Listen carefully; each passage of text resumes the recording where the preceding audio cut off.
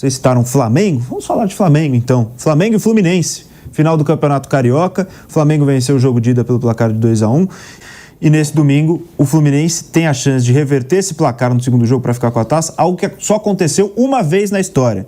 As duas equipes, Flamengo e Fluminense, já decidiram o destino do Campeonato Carioca em 16 oportunidades ao longo dos mais de 100 anos de competição, mas nos formatos com jogos de ida e volta na final foram 7 vezes e só uma vez o time que venceu a primeira partida perdeu o título na segunda, que foi em 2023.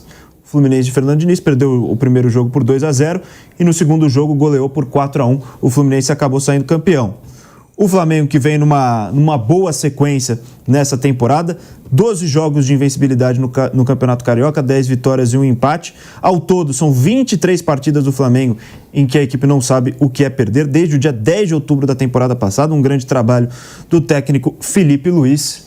E esse é o contexto desse jogo de volta da grande final do Campeonato Carioca. Flamengo em vantagem por 2-1, uma reviravolta que só aconteceu uma vez na história entre as duas equipes, nas 7 oportunidades em que a decisão foi em partida de ida e volta, 2023 do Fluminense, e o Flamengo defendendo este bom retrospecto, Bruno Prado. Uma virada ela sempre tem, não é uma coisa tão simples de acontecer, né? Porque você tem uma vantagem, o outro tem obrigação, né? Uma coisa é você construir um resultado naturalmente, outra coisa é você ter essa obrigação. Mas eu acho que é um confronto que está aberto. Tem um favorito, o Flamengo é favorito. Antes do confronto já era o favorito. O Flamengo tem um time melhor que o Fluminense e agora tem uma vantagem, né? De um gol, uma vantagem pequena, mas é uma vantagem. Então eu coloco o Flamengo sim como favorito, mas tem jogo. O Fluminense, 2 gols, eu acho uma coisa muito difícil de acontecer para o Fluminense. Um gol e pênaltis, não acho que é uma coisa tão fora da curva, não. Isso pode acontecer. O jogo de ida foi equilibrado, né? Foi um jogo em que o Fluminense faz um gol só no final, estava 2-0 para o Flamengo, mas o 2-0 era muita coisa, não era um jogo para 2-0. Então, eu acho que tá aberto, tem jogo. Flamengo favorito, claro, mas o Fluminense levar para os pênaltis, não acho que seja um cenário tão fora do normal, não. Vamp, você acha que já está definido ou o Fluminense ainda tem como virar esse confronto? Eu estava vendo agora em casa antes de vir para cá, né? Estava vendo. Eles fizeram. Não sei se é no Carioca. São 13 finais entre eles. O Fluminense tem 7 títulos e eles têm 6. O Fluminense tem a mais. Começa lá de 1900, ela vai fumaça, 1934. Tá 7-6. Se o Flamengo ganha o título agora, empata 7-7. Eu acho que o Fluminense tem um ataque, tem um time interessante, dá sim para fazer jogo duro, ganhar. Você tem o Canóbio ali, você tem o Cano, você tem o John Arias, tem o próprio Thiago Silva, dependendo do que manda de escolha, o Guga, o Samuel Xavier, tem o Martinelli, o próprio Otávio, são jogadores ali que é acostumado. O Flamengo tem uma excelente equipe também e dá sim para, de repente, ter um resultado normal e para pênalti. Uma possibilidade, porque quem incomoda mesmo nos últimos 5 anos, nos últimos anos aí, só o Fluminense conseguiu incomodar. O Botafogo largou o Campeonato Carioca já tem uns 3 anos. O Vasco é uma draga desgraçada, não chega em nada. Até o Nova Iguaçu conseguiu ir para o final, o Vasco não conseguiu contra o Flamengo. E o Fluminense que incomodou ali 2 títulos seguidos do Diniz em cima do Flamengo, né? Então, para mim, ainda está em aberto. O Flamengo tem a vantagem, joga pelo empate, até mesmo pelo gol de diferença para poder levar para os pênaltis. Mas, para mim, está em aberto porque o Fluminense tem um time de qualidade. Tudo pode acontecer, então, pro Vamp. Tudo pode acontecer. Acho que é um jogo em que o Flamengo tem aí não só a vantagem do placar, né, do agregado 2-1, como a vantagem técnica de um time melhor também, né? Isso conta bastante. O Fluminense faz um bom ano, acho que teve uma boa recuperação com o Mano, né? Até o início do estadual ali oscilou bastante naquela ideia de mesclar titulares e reservas, fazer alguns jogos alguns jogos, né, com o time sub-20 e tal. Perdeu, ficou pelo caminho alguns pontos e o Fluminense precisou de um esforço ali na reta final para conseguir a qualificação. Mas para bater de frente com esse time do Flamengo ainda acho difícil, né? Embora o Fluminense tenha sido competitivo, tenha criado chances no primeiro jogo, tenha sido perigoso, tenha tido até a oportunidade de empatar o duelo em alguns momentos quando o jogo estava 1-0, a vantagem do Flamengo é muito grande, né?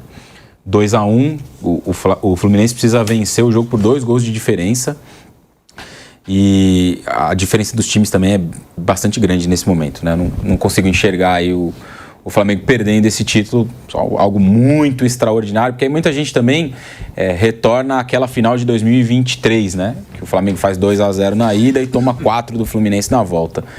Era um time do Fluminense bem superior a esse, né? Tinha o Cano numa fase muito melhor, Marcelo jogou muita bola naquela final, tinha o meio-campo com o André, um jogadoraço, hoje não tá mais no Fluminense. Alexander jogava bem, né? Alexander, que jogou também aquele dia, foi bem. Então era um outro time do Fluminense muito superior a esse, né? Então, não dá muito, para mim não é muito comparável. Acho que o Flamengo tem uma vantagem muito grande, dificilmente perde esse título pro Fluminense. Acho que pro Fluminense o que tem de legal é a perspectiva do time ter melhorado bastante, né? Dentro da temporada passada, o Fluminense era um time que estava ali, para muita gente, definido como um rebaixado, né? Quando o Diniz vai embora. Quase um turno do campeonato, o Fluminense tinha uma vitória.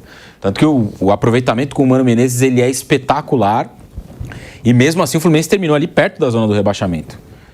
Porque o déficit era muito grande quando ele assumiu o time. O time estava muito lá embaixo, tinha poucos pontos. Nas primeiras 12 rodadas, 33 pontos em disputa. Não, 36 pontos em disputa. O Fluminense tinha 6. É isso.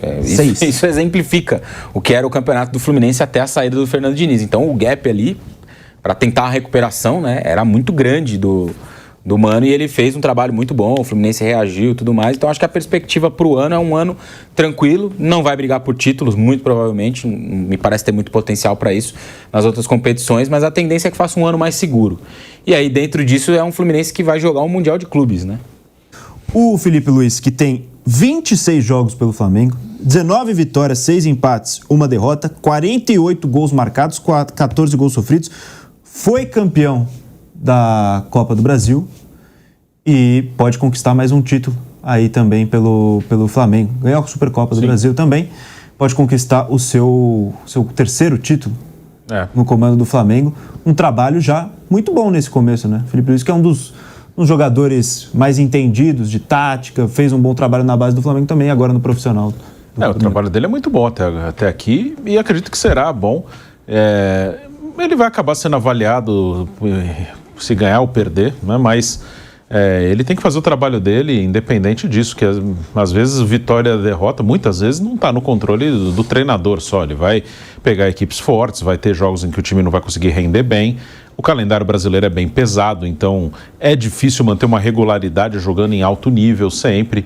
Ele vai ter alguns desafios durante a temporada que ele ainda não passou, aquele momento de acumular mata-mata de Copa do Brasil, mata-mata de Libertadores e início de segundo turno do Brasileiro, que acho que foi o momento em que o Flamengo se enrolou mesmo na temporada passada. Ele liderava o Brasileiro no início do segundo turno.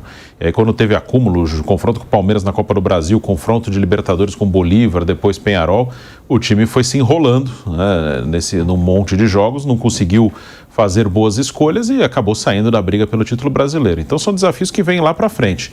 Por enquanto é um trabalho bom, com boas atuações na maior parte dos jogos, tem conseguido também os resultados.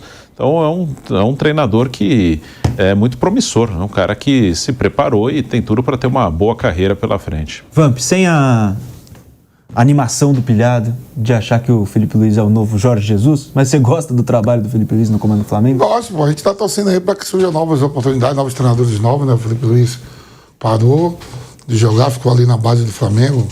Foi até campeão mundial sub-20. Então, o cara novo que está surgindo, conhece bem o Flamengo, tem, né, sua carreira lá, o título lá. Eu torço muito não só por ele, que surjam novos treinadores. Né? Aqui no Brasil tem oportunidade. Agora, nem tanto ao céu, nem tanto ao inferno, né? A gente já sabe como é eles, né? Viga, Felipe Luiz. Já pensou o Fluminense mete 2?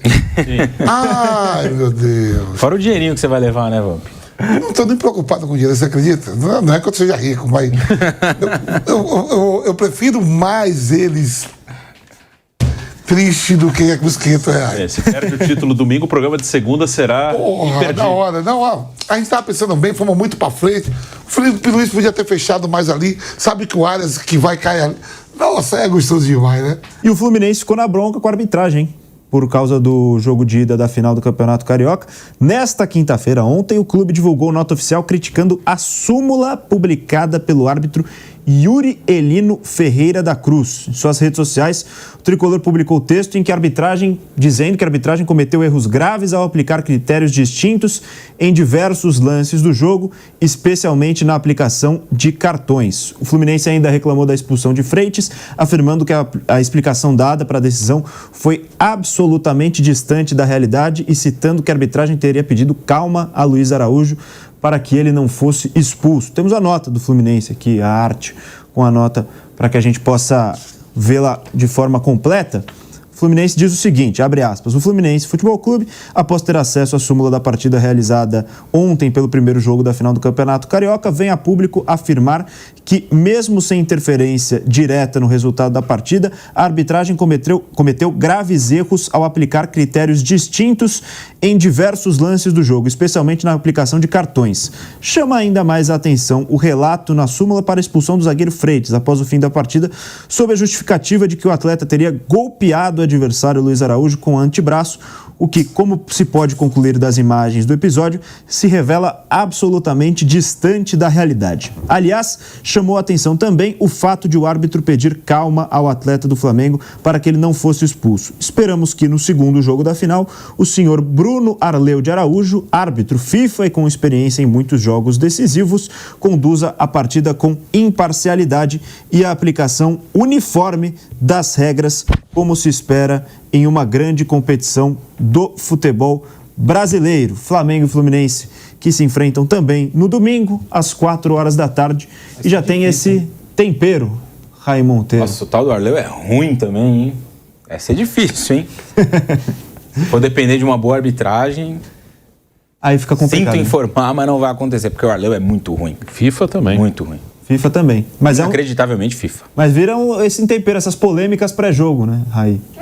Isso é um negócio meio normal nosso, né? Aqui no futebol brasileiro. Toda vez, né? Que tem um clássico, então tem aquela semana de reclamação. Você reclama antes, né? Antes de acontecer, reclama antes para ser... Provavelmente para ser beneficiado e tal.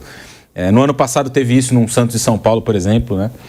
O Santos reclamou da arbitragem da Edna antes do jogo, e aí no jogo a Edna anulou um gol do São Paulo que não tinha ali muito fundamento para anulação, e o Santos ganhou o jogo no Morumbi por 1-0. Teve ontem, essa semana teve o Marcos, por exemplo, companheiro do Vamp lá na seleção brasileira, já reclamando da arbitragem pro clássico. Não tinha nem saído a arbitragem ainda, que saiu só hoje, e já estavam reclamando. Não, porque já estão colocando muita pressão no árbitro, falando que o Palmeiras foi beneficiado. Então... Aqui a gente vai reclamando antes para ver se tem algum efeito quando o jogo vai acontecer lá na frente, né? Bruno, a nota do Fluminense reclamando da arbitragem já criando um contexto de disputa para essa final. Segundo jogo da final, o Flamengo está em vantagem. Então, a arbitragem também não espero uma grande arbitragem. Mas assim, as notas, eu costumo falar dos clubes, ninguém tem interesse nenhum em melhorar nada, né? Cada um... entendendo o que o seu torcedor quer ouvir, o que é interessante politicamente. Então, eu não levo muito a sério nota de time de futebol falando de arbitragem, falando de organização de campeonato. Em todos eles. Nunca vi nunca tive uma sensação real. Esse clube, ou esse treinador, ou esse dirigente, ele realmente está interessado em melhorar o nível da arbitragem no Brasil. A arbitragem brasileira, o fato dela ser ruim, eu acho que até é interessante para os envolvidos no futebol, que aí você sempre vai ter um álibi. O álibi, essa muleta, você sempre vai apoiar. A arbitragem é ruim, então sempre eu vou ter algum motivo para reclamar e vou usar isso, conforme a minha conveniência. Em algum jogo eles vão errar para o meu lado, outro jogo eles vão errar para o outro, mas quando errarem para o outro eu vou pressionar, para ver se eu consigo pelo menos politicamente alguma coisa, ou mexer no emocional do árbitro que vai apitar o próximo. Então, assim, eu não levo a sério nota de clube. Independente de serem reclamações justas ou injustas, eu não vejo em nenhum clube uma real vontade de, não, vamos discutir isso aqui sério, vamos tentar melhorar, tá ruim a arbitragem, vamos tentar melhorar esse negócio? Não tem. É cada um tentando puxar para o seu lado e ganhar alguma vantagem, com alguma pressão, com alguma coisa dessa maneira. Isso só vai acontecer o dia que um deles assumir que foi beneficiado, né? É isso que eu ia falar. Hoje eu queria reclamar da arbitragem porque meu time foi beneficiado. E eu não acho justo que um pênalti que não foi tenha sido marcado, que um gol em lance de impedimento tenha sido interpretado de tal forma. Só que isso nunca vai acontecer, porque imagina o treinador, vamos pegar um exemplo dessa semana. Imagina o Abel sentando lá na entrevista coletiva, e foi a primeira pergunta, nosso companheiro Maurício Ferreira da Band News FM, sobre o lance do pênalti. Imagina ele falando, puta, acho que não foi pênalti, acho que o árbitro errou, acho que a gente precisa trabalhar para melhorar a arbitragem, porque hoje eu fui beneficiado com um erro, mas amanhã eu posso ser prejudicado. Não, ele disse que foi pênalti. Num lance que claramente não foi. Exato. Então, assim, aqui tá todo mundo atrás só do benefício próprio, né? O Augusto Melo, a mesma coisa na quarta-feira. Foi lá, deu entrevista na zona mista. Acho importante que o dirigente apareça quando os times perdem. E a gente tem vários exemplos, inclusive aqui no futebol de São Paulo, de dirigente que não aparece na maioria das ocasiões. E falou que um dos problemas do jogo tinha sido a cera, né? Mas será que em outros momentos ele reclamou da cera? O jogo, eu trouxe aqui ontem o exemplo. O jogo entre Corinthians e Santos teve menos bola rolando do que o jogo entre Corinthians e Barcelona de Guayaquil. Mas ninguém falou nada. Então, assim, a questão é só quando eu sou prejudicado. Quando a cera é contra o meu time, eu reclamo. Quando o gol é impedido contra o meu time, eu reclamo. Quando a linha do VAR não aparece contra o meu time, eu reclamo. Mas quando é a meu favor, ninguém fala nada. Então a gente nunca vai caminhar numa direção de correção nesse sentido. Vamos continuar aqui debatendo a cada rodada os erros de arbitragem, mas nunca vai haver uma união dos clubes para tentar de fato melhorar o produto que interfere tanto no trabalho deles. São dois caminhos. Ou é esse cenário utópico, mas que seria o ideal. Vai acontecer. Um jogo em que, pegando de novo o exemplo de São Paulo e Palmeiras, ou de tantos outros jogos que aconteceram com erros de arbitragem, os dois times, quer publicar nota oficial, publica nota oficial, os dois em conjunto falam, nós reconhecemos o resultado de campo, mas que aconteceu por um erro de arbitragem, pela falta de capacidade técnica que a arbitragem tem no Brasil. Gostaríamos de fazer um apelo por uma melhor arbitragem no futebol brasileiro. Ponto. Só isso, os dois reconhecendo que houve um erro de arbitragem. Mas nunca vai acontecer. Então, ou é isso, ou a gente reconhecer que o futebol brasileiro é assim. Um jogo erra para um lado, um jogo erra para o outro, e não tem do que reclamar porque todo mundo está aceitando isso, porque só reclama quando é prejudicado. Vamp, esse cenário com reclamação de arbitragem prévio ao jogo, claro, falando sobre o jogo de ida, mas prévio ao jogo, já cobrando, jogando pressão sobre o Bruno Arleu de Araújo, que vai ser o árbitro do segundo jogo da final. O que você acha sobre tudo isso, sobre esse tempero que coloca o Fluminense também na grande final do Carioca? Aquilo que falou, cada um vai puxar a sardinha pro seu lado. Todo mundo aí tem... Você pegar todos os clubes, falar dos clubes da Série A, tem Série B, Série C, tudo. Tem erro de arbitragem. Por exemplo, eu falei aqui que, né, foi um erro gravíssimo de o VAR não chamar para ver, pelo menos ver o lance do Arboleda, né? Agora São Paulo e Palmeiras. Palmeiras e São Paulo na semifinal. Como teve também, o Lucas fez o gol de mão na semifinal contra o Corinthians também, na Copa do Brasil. Erros. Sempre tem alguma polêmica. Sempre vai ter. E o Mano, aí você vai ver os personagens que estão. O Mano Menezes. Ó, Felipe Melo parou de jogar. Tem uns caras certos. Hulk, Mano Menezes. Tem uns caras certos que a gente sabe que enche o saco o ano todo da arbitragem ali à beira do campo. Tem uns personagens. Sim. Já tem alguns personagens. O Dudu melhorou muito. O Dudu no Palmeiras era assim, agora o Dudu. O Gabigol.